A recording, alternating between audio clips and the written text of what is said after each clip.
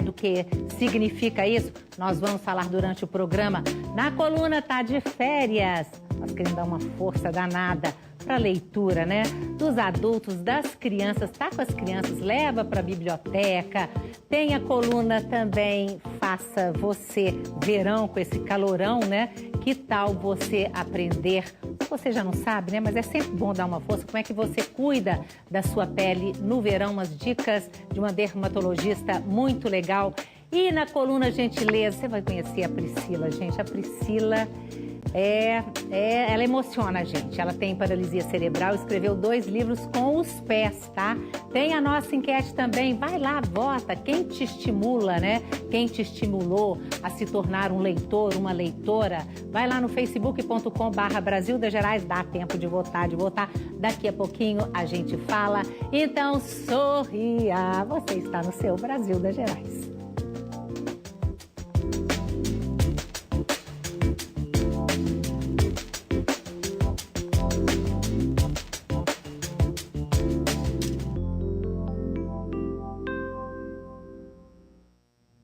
Então, se você tem algo a dizer, quer abrir o coração, quer dar sinal de vida, quer perguntar, quer comentar, é o que você quiser, nossa, é o maior prazer, tá? O nosso telefone tá aí, o e-mail tá aí, tem o twitter.com/BRGerais, tem o facebook.com/Brasil das Gerais, vai na nossa página, deixa lá, se você quiser, tá bom? Bom, primeiro assunto de hoje, cura quântica. Apresentada ao mundo pelo médico indiano Chopra, ela vai muito além da prevenção ou da medicação e já ganhou novas técnicas e adeptos. Quer saber mais? É agora, é já. Porque nós temos aqui a psicóloga, psicanalista, né, autora desse livro aqui, gente, Carmen Farage, que é esse livro Para Além do Ser, a Cura Quântica. Para começar, a cura quântica tem a ver com a física quântica. O que é a física quântica de uma forma bem fácil para a gente entender? A cura quântica tem a ver com a filosofia da física quântica. Então, o terapeuta da cura quântica não é um físico quântico, mas ele adere às novas formas de pensamento dos novos físicos. Agora, o que é esse novo pensamento dessa física quântica? É a questão da espiritualidade? A gente acaba chegando lá. Na verdade, depois de Einstein, por exemplo, e outros, Mark Planck e outros nomes, nós entendemos, por exemplo, que tudo é energia, que a matéria não é matéria. A matéria é a energia que se condensa e que o pensamento pode criar, através dessa energia, o que ele quiser. Ou seja, é um poder que nós temos e que geralmente não sabemos que temos, é isso? Com certeza. O nosso pensamento tem poder sobre nós mesmos. Aliás, só o nosso pensamento tem poder sobre nós mesmos. Agora, pelo que eu sei, são várias técnicas, né? Tem gente em São Paulo fazendo uma técnica. Você criou a sua técnica? Eu criei a minha técnica, porque isso é muito particular mesmo. O que é a cura quântica? É um salto para além da matéria. Qual o instrumento que nós vamos utilizar para fazer esse salto é muito de cada profissional. Então, o Deepak Chopra, que é um médico, utilizou um ferramental médico. Como ele é médico, ele utiliza o corpo físico para acessar a origem dos sintomas e fazer o salto quântico. Como eu sou um psicanalista, eu utilizo de todo o arsenal emocional do ser humano como ponte para acessar os corpos sutis. Pois é, agora como é que é isso? Eu fico perguntando muito na prática, porque para a gente entender. Porque esse livro mesmo, você diz o seguinte, é claro, né, gente, que nenhuma cura, nenhuma mudança é fácil. Nós não estamos falando aqui de receita de bolo, né? certeza. Se for, seria ótimo, né? Mas não Quem sabe é. um dia será, mas por enquanto... Por enquanto, não. Mas, por exemplo, você diz o seguinte, que no seu livro, que eu não li, mas eu vou ler ainda, você fala que você coloca aqui várias formas das pessoas trabalharem com essa questão da cura quântica no dia a dia, coisa prática. Me dá um exemplo, por favor. Dou um exemplo. Você pode, por exemplo, aparecer com uma dor de cabeça inexplicável, que não tem fundamento material. Nenhum médico encontra por que você está com uma dor de cabeça. Uma dor de cabeça específica num local exato da sua cabeça. Num estado alterado de consciência, nós vamos verificar que no corpo sutil dessa pessoa tem uma marca. Então, nós vamos acessar a origem dessa marca.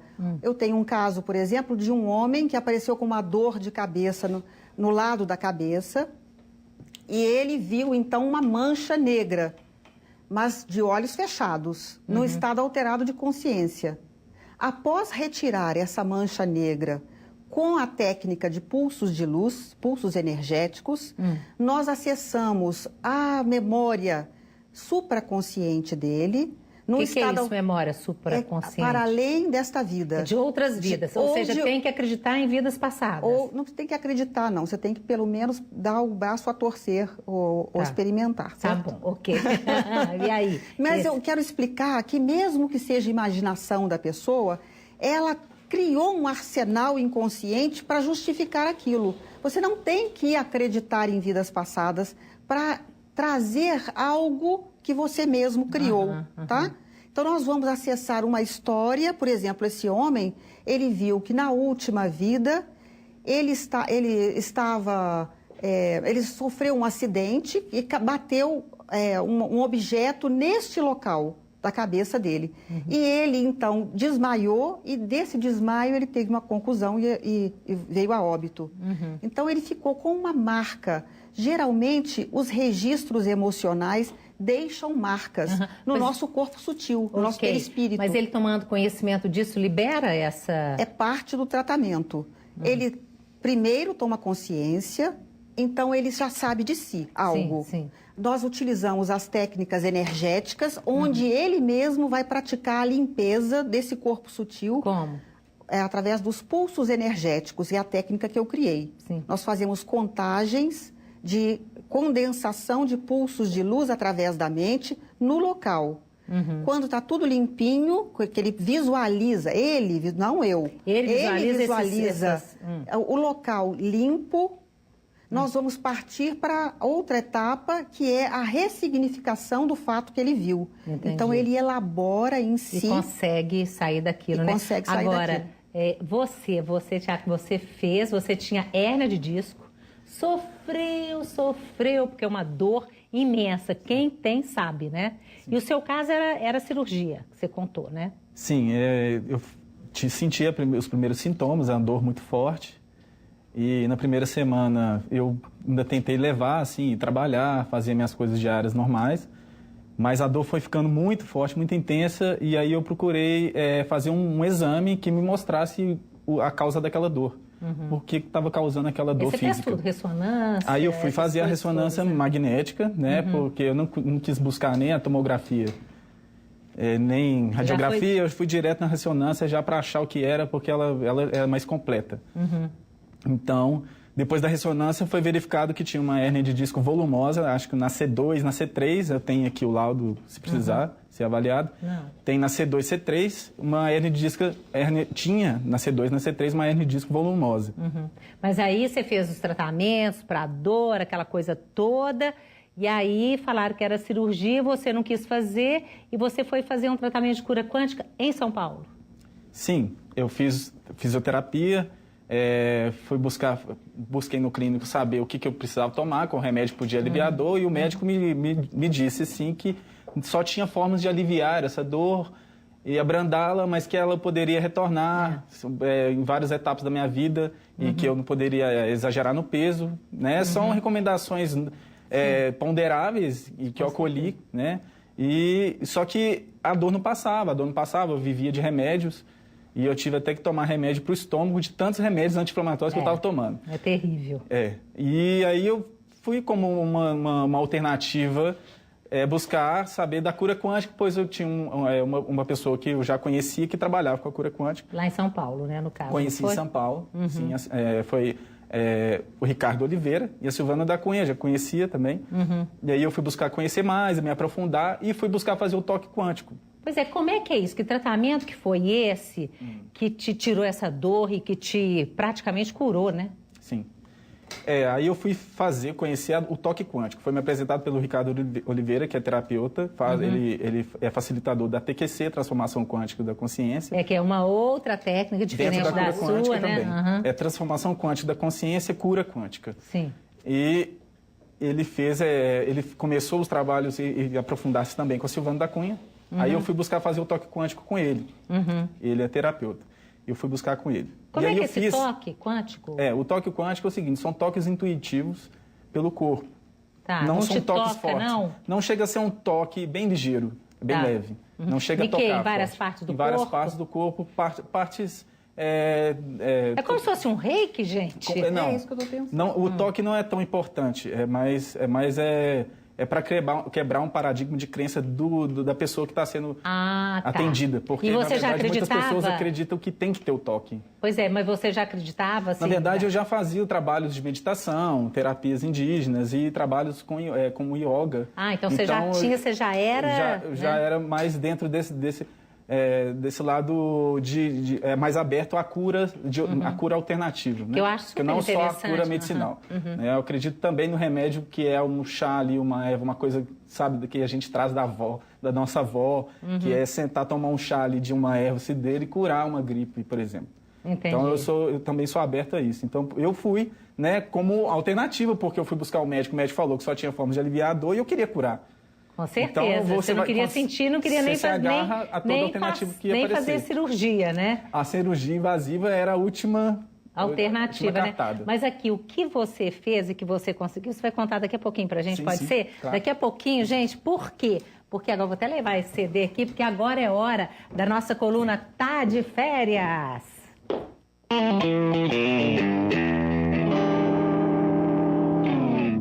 Olha só, me conta uma coisa, conta aqui pra mim. Você aproveita as férias para ler um pouquinho mais? Olha o que o povo fala na rua. Eu não gosto muito de literatura forçada, sabe? Por exemplo, livro de colégio. Apesar de ser necessário, eu gosto de pegar um livro qualquer que eu gosto e ler. Não gosto muito de ler, não. Nada? Eu gosto de leitura internacional, gosto de Guimarães Rosa, gosto de Nicholas Sparks. Principalmente nas férias. Fora das férias, nem tanto assim. Sim, eu até escrevi na verdade, a minha turma escreveu um livro de poesias do colégio. Eu leio mais ou menos um livro por mês, 2 livros por mês. Na realidade, eu faço mais leituras obrigatórias, né, na minha área de pesquisa. E quando eu tenho um tempo livre, eu gosto de ler ficção científica e algum romance também, mas confesso que tenho feito poucas leituras nesse sentido, até mesmo pela falta de tempo. E também por esse mundo tecnológico, muito tempo na internet, nas redes sociais.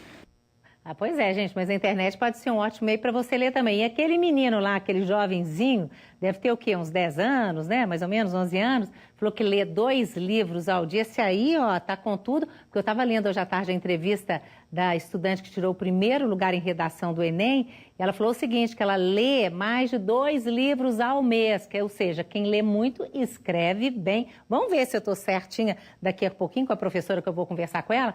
Mas é o seguinte, será que quem tem o hábito... Estava pensando, será que quem não tem o hábito de ler é por falta de estímulo? Aí a nossa enquete de hoje perguntou, quem mais influenciou para você se tornar um leitor? Olha o resultado.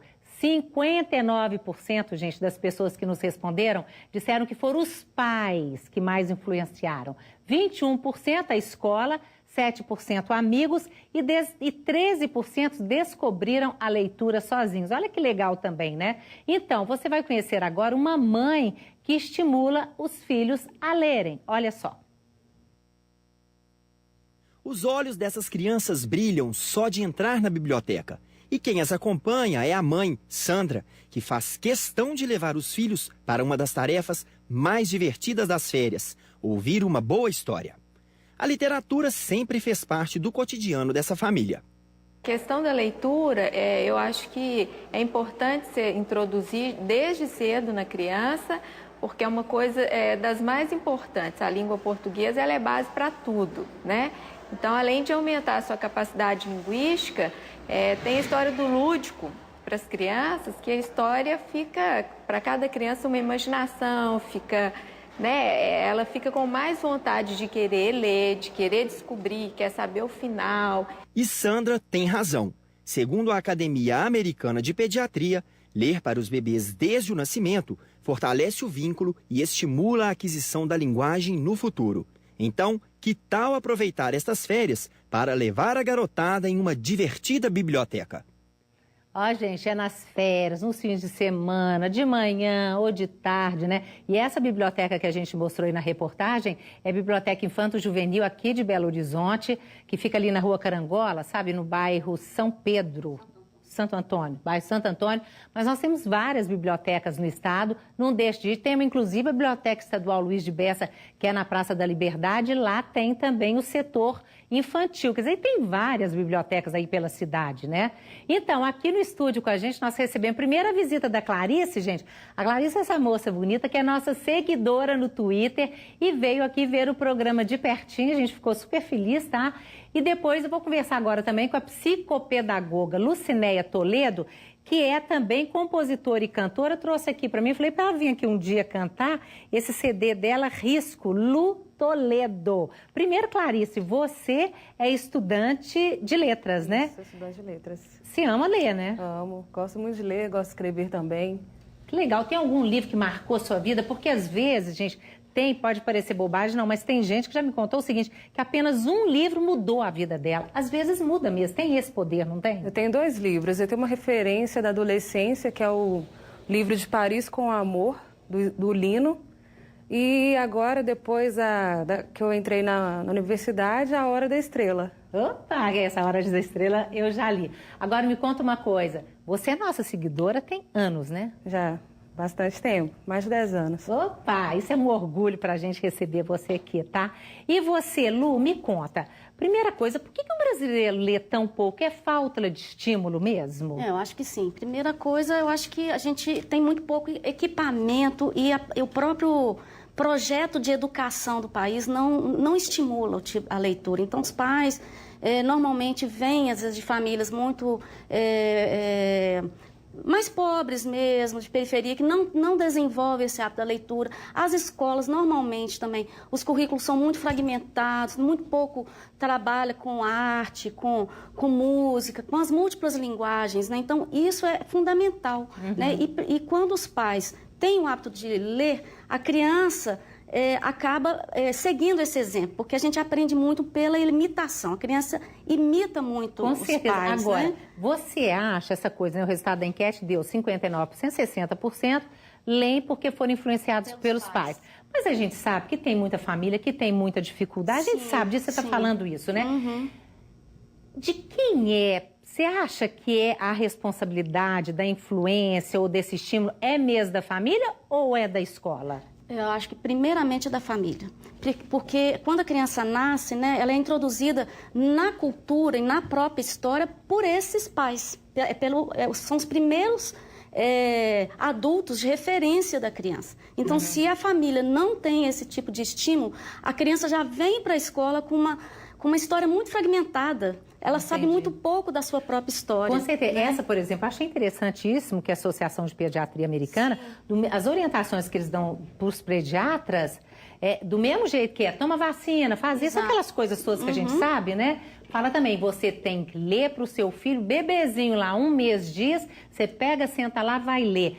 E tem gente que fala assim, mas que loucura, bebê, não pensa ainda, não sabe, mas influencia, né? Influencia porque as principais conexões neuronais, né, o cérebro vai se desenvolver nos 3 primeiros anos de vida. Então, quanto mais estímulos sensoriais, então quando a criança está sentada com os pais, tem todo um acolhimento, né? Quando você lê, você tem as emoções que você vai passando, a entonação, você expressa sentimentos, e tudo isso vai ficando no repertório dessa criança. Inclusive, então, quando ela vai para a escola, ela chega com muito mais bagagem. Né? Tem gente que lê e canta pro bebê dentro da barriga. Exatamente. Isso, né? E isso tudo vai estimular e ele vai lembrar disso depois que ele nasce. Parece que há uma memória, né? Até inconsciente mesmo, né? Que interessante isso. Porque ontem eu vou ser avó, na maior felicidade, aí meu filho, mas minha nora tá com 4 meses de gravidez, aí meu filho contando, mãe, todo dia, vai ser o Enzo, né, que vai nascer. Assim, todo dia eu canto 3 músicas pro Enzo de noite. Falei, meu filho, isso dá resultado. Dá resultado, ele vai lembrar, e pode mesmo, né? Olha que interessante isso. Agora, como é que a gente faz para estimular os pais? Porque você faz trabalho com adolescentes e tudo mais, né? Como é que a gente faz para estimular? Porque tem muita gente que fala assim, não tem dinheiro. Se a gente vê que hoje os meninos todos ganham brinquedo, né? Por que não dá livro também, não é? Brinquedos, às vezes, até caros e que não traz nenhum tipo de benefício educativo, né, para a criança. E o livro, você consegue comprar livros de boa qualidade, com um preço mais acessível. Você pode fazer, mesmo que você não consiga levar os filhos sempre na biblioteca, faz uma mas biblioteca faz um cantinho de leitura em casa, chama o menino, né? Até esse exemplo aqui do Asa de Papel, do Marcelo, né? Tem esse livro é do Marcelo Xavier, que é fantástico. Ele é artista plástico, ele faz as próprias ilustrações, né, com massinhas e tudo. Então, assim, são ilustrações que já chamam a atenção da criança. E tem gente que acha que livros de só ilustração, pais, né? Tem até professor, viu? Que acha assim, livro que só tem ilustração, esse não tem texto, que eu tô vendo aqui. Mas só ilustração, não, bobagem, porque menino vai ver só desenho. Trabalho imaginário, lúdico, né? A criança faz uma leitura da própria ilustração. Eu vejo muita criança, às vezes, pela ilustração, ela cria uma história. E isso é importantíssimo, isso é uma forma de leitura. É uma forma que a criança que ela utiliza para ler o mundo. Né? Então, ela usa essas linguagens que ela dispõe, que são acessíveis a ela. Ou seja, né? então vamos botar os meninos para ler, contação. Você está falando de escola? Contar para eles, né? Mostrar, apontar, e eles começam a querer mudar a folha, aprender, apontar o dedinho, né? Para aquela ilustração que chama mais atenção para ele, a buscar, né? Então, isso tudo envolve mesmo, cognitivamente e afetivamente. Né? Agora, eu tenho uma escola que eu já comentei aqui, que é uma escola pública estadual, que chama-se Duque de Caxias, não sei se você conhece, que é uma escola que trabalha com meninos até quinta série, meninos de baixo poder aquisitivo, está na periferia e tudo mais. E lá, pelo 3º ano consecutivo, a escola tira primeiro lugar em Belo Horizonte fugiu agora, não é nem não, gente, é esse concurso. IDEB, obrigada, IDEB. O que é? Aí eu fui conversar na escola, porque me interessou, falei, gente, que interessante, né? Eles têm projeto de leitura para cada ano diferente, até o 5º, envolve a família também lê, os meninos levam, quer dizer, tem que estimular, isso né? É importantíssimo. Os pais, são os professores, os vizinhos, os amigos, tio, tia, avô, todo mundo, né? A escola está ajudando, ela está ensinando aos pais, está sensibilizando aos pais, a essas famílias, da importância da leitura. Com então, certeza. Quando a escola tem um projeto definido de literatura, de leitura literária, de múltiplas linguagens, né? Eu falo que a gente tem que trabalhar a música, o teatro, né? As artes plásticas, tudo isso, né?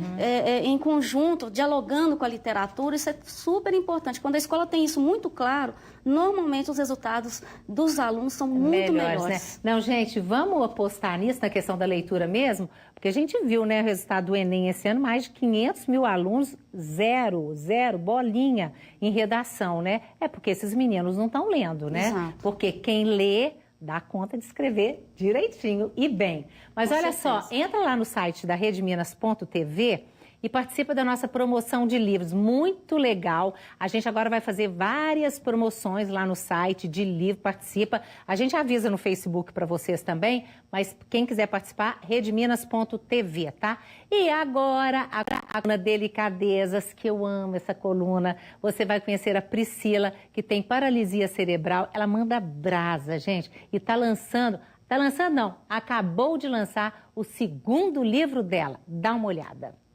Priscila é uma jovem vencedora. Aos 29 anos, acaba de se formar em designer gráfico e, aproveitando o seu talento para o desenho e a pintura, ela mesma ilustrou o seu 2º livro, lançado em dezembro do ano passado.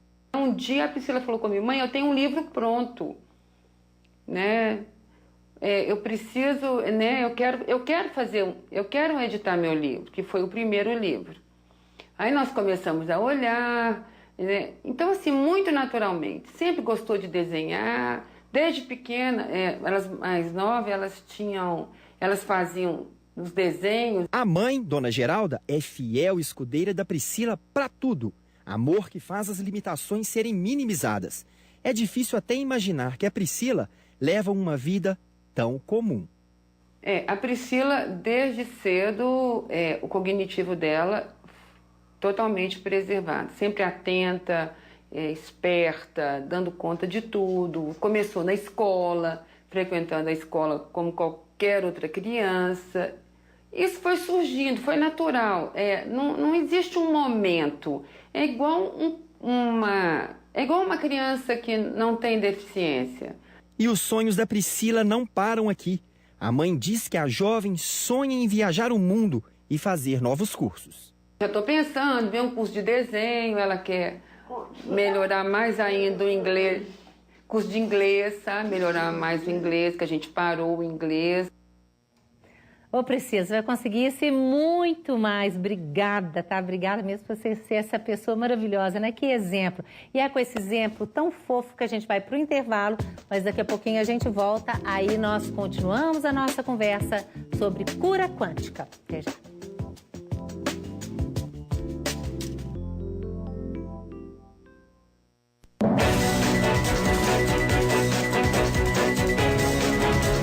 Os principais fatos em destaque.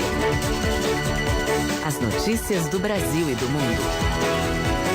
Jornal da Cultura. De segunda a sábado, 9 da noite.